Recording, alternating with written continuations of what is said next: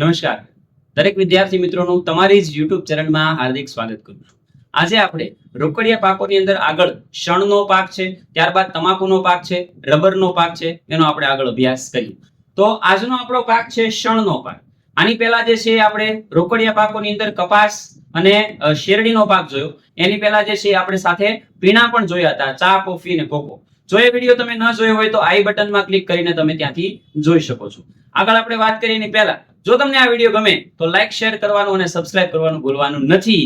અને ખાસ મિત્રો તમારા મિત્રોને પણ શેર કરવાનું ભૂલવાનું નથી. અને બીજું, તમને જો આ ચેપ્ટરની અંદર કોઈ ટોપિકની અંદર ડાઉટ રહેતો હોય કે ભાઈ સાહેબ આ ટોપિક અમને સમજાતો નથી, તો એ ટોપિકની તમે મને કોમેન્ટ કરી શકો છો. તો એ કોમેન્ટ ઉપરથી જે છે આપણે એનો પણ વિડીયો બનાવીશું. તો ચાલો આપણે શરૂ કરીએ.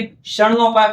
શણના પાકની અનુકૂળતાની વાત કરીએ તો વિશ્વ જે છે આખું વર્લ્ડ ની અંદર શણના ઉત્પાદનમાં જે છે એ હાલમાં ભારત જે છે કેટલામાં ક્રમે છે? પ્રથમ સ્થાન ધરાવે છે. અને ત્યારબાદ જે છે શણના રેસા. શણની અંદર અલગ અલગ રેસા નીકળતા હોય છે. તો એ શણના રેસાને ગોલ્ડન ફાઈબર કહેવાય. શું કહેવામાં આવે છે? તો કે ગોલ્ડન ફાઈબર તરીકે ઓળખવામાં આવે છે. યાદ કરો, આપણે કપાસનો જ્યારે પાક જોયો તો કપાસને કીધું હતું સફેદ સોના તરીકે ઓળખાય છે. તો આ જે પાક છે એને ગોલ્ડન ફાઈબર તરીકે ઓળખવામાં આવે છે, કારણ કે મજબૂત હોય છે અને ગોલ્ડન કલરનું છે. જેમાં દર વર્ષે જે છે એ નવો કાપ ઢસડાઈને આવે. કોઈ નદી હોય એની અંદર દર વર્ષે નવો કાપ ઢસડાઈને આવે. એવી નદીનું જે મુખ ત્રિકોણ પ્રદેશ હોય ત્યાં જે છે આ ચીકણી જમીન હોય અને ફળદ્રુપ જમીન હોય તે વધુ અનુકૂળ આવે છે. મિત્રો, આપણે આ શણનો પાક છે એ એક બીજા પાક સાથે પણ મેચ થાય છે. બીજો પાક એટલે ડાંગરનો પાક. ડાંગરના પાકની અનુકૂળતા, ડાંગરના પાકની માટીની વિશેષતા અને ડાંગરને જેટલો જોડે એટલો વરસાદ, આ બંને પાક જે છે ઓલમોસ્ટ જે છે એ મેચ થાય છે. સાથે સાથે રાજ્ય પણ મેચ થાય. ડાંગર પણ પશ્ચિમ બંગાળમાં અને શણ પણ સૌથી વધારે પશ્ચિમ બંગાળમાં જોવા મળે છે. તો આ પાક જે છે ક્યાંક ને ક્યાંક મેચ થતો હોય છે. આ પાક માટે જે છે એ શું કરી શકાય? તો ગરમ અને ભેજવાળી આબોહવા અને 30 થી 40 સેલ્સિયસ જેટલું તાપમાન. 30 થી 40 સેલ્સિયસ જેટલું તાપમાન વધારે અનુકૂળ આવે છે. અને વરસાદની વાત કરી મેં તમને, તો 100 સેન્ટીમીટર કરતા વધુ વરસાદની અનુકૂળતા હોય કોઈ જગ્યાએ તો ત્યાં આ સારામાં સારો પાક લઈ શકાય છે. ભારતમાં શણનું સૌથી વધારે ઉત્પાદન જોવા જઈએ તો પશ્ચિમ બંગાળમાં થાય છે. ત્યારબાદ જે છે એ શું કામ થાય છે ત્યાં? તો કે ગંગાનો મુખ ત્રિકોણ પ્રદેશ છે. ગંગાનો મુખ ત્રિકોણ પ્રદેશ હોવાને કારણે એ કાપવાળી જમીન જે છે એ બહુ સારી એવી ત્યાં છે. કાપ સારો એવો ઢસડાઈને લઈને આવે છે અને મુખ ત્રિકોણ પ્રદેશમાં જે છે એ થાય છે. અસમ, બિહાર અને ત્યારબાદ જે છે ઓડિશા અને ઉત્તર પ્રદેશનો સમાવેશ થાય છે. શણમાંથી જે છે એ શું બનાવવામાં આવે છે?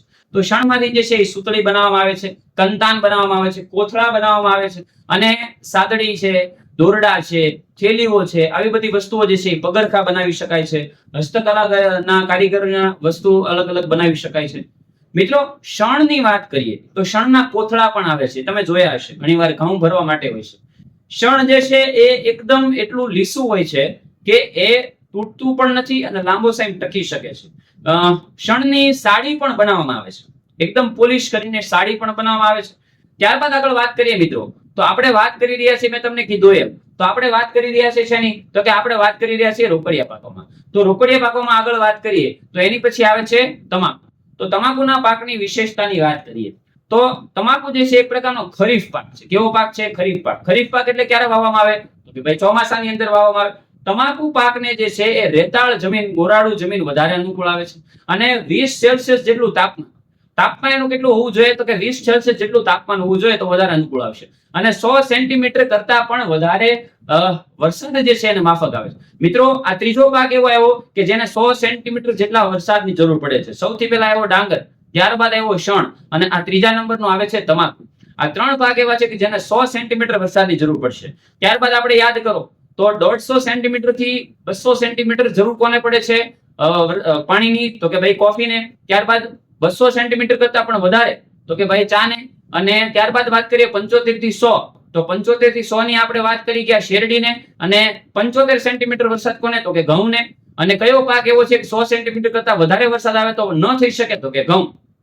આ યાદ રાખજો મિત્રો, વારંવાર રિપીટ એટલા માટે કરું છું કે આ ખાસ યાદ રાખવાનું છે. જ્યારે તમને પાક પૂછે તો આ તો પહેલા લખવાનું છે, એ સાચું લખવાનું છે એટલા માટે.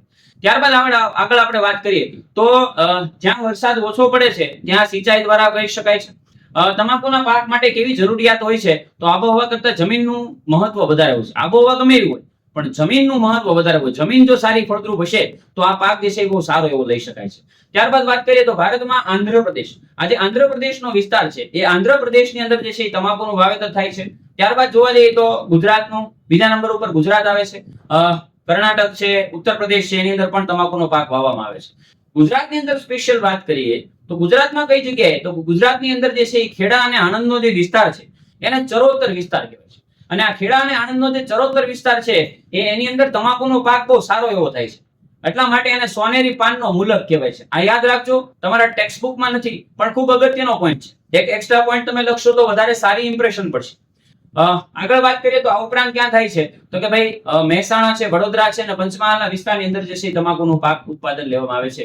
તમાકુમાંથી શું બને છે તો તમાકુમાંથી બીડી છે, એ તમાકુનું 80% ઉત્પાદન જે છે ગુજરાતમાં થાય છે. એટલે કે તમાકુમાંથી બનતી બીડી, જે ચારભાઈ બીડી હોય છે, શિવાજી બીડી હોય છે, આ જે બીડી જે બને છે એ આખા ભારતની 80% ઉત્પાદન જે છે એ ગુજરાતમાંથી થાય છે. અને દેશની તમાકુમાં જોવા જઈએ તો પાંચમા ભાગની વસ્તી જે છે પાંચમા ભાગની જે છે એ નિકાસ કરવામાં આવે છે. ટોટલ જે છે એ ઉત્પાદન થાય એમાં 5% ભાગનું જે છે આપણો ભારત દેશ જે છે આમ પાંચમા ભાગમાં આવે છે દેશ નિકાસની દ્રષ્ટિએ. તમાકુનો ઉપયોગ જે છે એ શેની માટે થાય તો કે બીડી બનાવવા માટે, સિગરેટ બનાવવા માટે. ચીકણીની અંદર તમે બજર જોઈએ છે, બજર જે છે એ જરીકમથી નાકમાં ઉડે તો ઘણી બધી છીંક આવે, એટલા માટે આપણે એને ચીકણી કહીએ છીએ. તો ચીકણી છે, ગુટકાની અંદર ઘણા વિમલની અંદર નાખતા છે, બોલો જુબા કેસરી તો એ વિમલની અંદર છે એ તમને ખ્યાલ હશે કે તમાકુ નાખવામાં આવતી હોય છે. તમાકુનું સેવન જે છે એ સ્વાસ્થ્ય માટે હાનિકારક હોય છે અને એ તમાકુના પડીકા ઉપર પણ લખેલું હોય છે. સિક્કિમ રાજ્ય એક એવું છે કે જે તમાકુનું ઉત્પાદન ઉપર બેન લગાડનાર છે, સેવન ઉપર બેન લગાડ્યો છે. સિક્કિમની અંદર કોઈ જે છે એ તમાકુનું વ્યસન કરતું નથી. ત્યારબાદનો જે છે એ રોકડિયા પાક તરીકે આવે છે રબર. તો રબરની વાત કરીએ તો લેટેક્સ કુળના, આ ખાસ યાદ રાખજો, ગમે એ રબરમાંથી નહીં, ગમે એ વૃક્ષમાંથી પણ નહીં, પણ લેટેક્સ કુળના જે રબરના છોડ છે, ઝાડ છે, એ વૃક્ષમાંથી જે છે એ ઝરતા દૂધ, એમાંથી જે દૂધ ઝરે છે એ દૂધને એકત્ર કરવામાં આવે છે, એને ક્ષીર કહી શકાય. એ દૂધને જે છે એ એકત્ર કરવામાં આવે છે એક કોઈ પ્યાલાની અંદર, અને એની અંદર રબર જે છે એ બગીચામાં એકત્ર કરીને એની અંદર શું કરે છે તો એ દૂધની અંદર જે છે એ ખાસ એસિટિક એસિડ, આ એસિટિક એસિડ ભેળવીને એને ધીમા તાપે ગરમ કરવામાં આવે છે. ધીમા તાપે ગરમ કરીને એને ઉકાળવામાં આવે છે. પછી એને ધીમે ધીમે જે છે એ રબરમાં કન્વર્ટ કરી શકાય છે. અને મિત્રો ખાસ યાદ રાખજો, રબરનું ઉત્પાદન આવ્યું એટલે તમને મગજમાં તરત જે છે એ ચેક રબર જ આવશે, ઇરેઝર. તો ખરેખર સૌથી વધુ ઉત્પાદન ઇરેઝરનું નથી થતું મિત્રો. સૌથી વધારે રબરમાંથી જે છે ઉત્પાદન કરવામાં આવે છે ટ્યુબ અને ટાયર. ટ્યુબ અને ટાયર જે છે એ સૌથી વધારે ઉત્પાદન કરવામાં આવતા હોય છે. ત્યારબાદ રબરના ઉત્પાદનમાં વાત કરીએ તો વિશ્વમાં જોવા જઈએ તો મલેશિયા પ્રથમ સ્થાને છે, જ્યારે ભારત જે છે એ 5મા સ્થાને. રબરના ઉત્પાદનમાં ભારત 5મા સ્થાન ધરાવે છે. ખાસ યાદ રાખજો મિત્રો. ગરમ અને ભેજવાળી આબોહવા અનુકૂળ આવે છે તથા વધુ વરસાદ, જ્યાં વરસાદ વધારે પડતો હોય ત્યાં એવા ક્ષેત્રોમાં રબરની જે છે એ સારી એવા બાગાયતી પાક લેવામાં આવે છે. તો એનો મતલબ એવો કે આપણે બાગાયતી પાક જોયા હતા, એ બાગાયતી પાકની અંદર રબરનો સમાવેશ કર્યો હતો. અને ભારતમાં ક્યાં કરી શકાય તો કે ભારતમાં વરસાદ જે છે એ કેરળની શરૂઆતમાં બહુ સારો આવ્યો છે. એટલે કેરળ, તમિલનાડુ, કર્ણાટક અને અસમ જેવા વિસ્તારોની અંદર જે છે, ત્રિપુરાની અંદર જે છે એ રબરનું ઉત્પાદન કરવામાં આવે છે. ત્યારબાદ આગળ ટોપિક જોવા જઈએ તો એની પછી આવે છે હરિયાળી ક્રાંતિ. તો ભારતની અંદર એવી એક ક્રાંતિ થયેલી છે કે જેના કારણે આપણો ભારત દેશ જે છે એ સ્વાવલંબન બન્યો છે.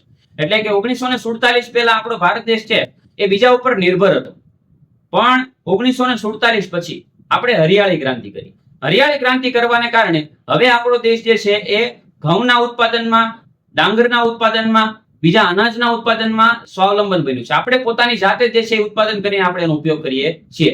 તો સુધારેલા બિયારણો, સુધારેલા એટલે તો કે ભાઈ નવી નવી જાત સુધરીને આવી હોય, તો સુધારેલા બિયારણો અને રાસાયણિક ખાતરના ઉપયોગને કારણે એ ખાતરનો ઉપયોગ વધ્યો.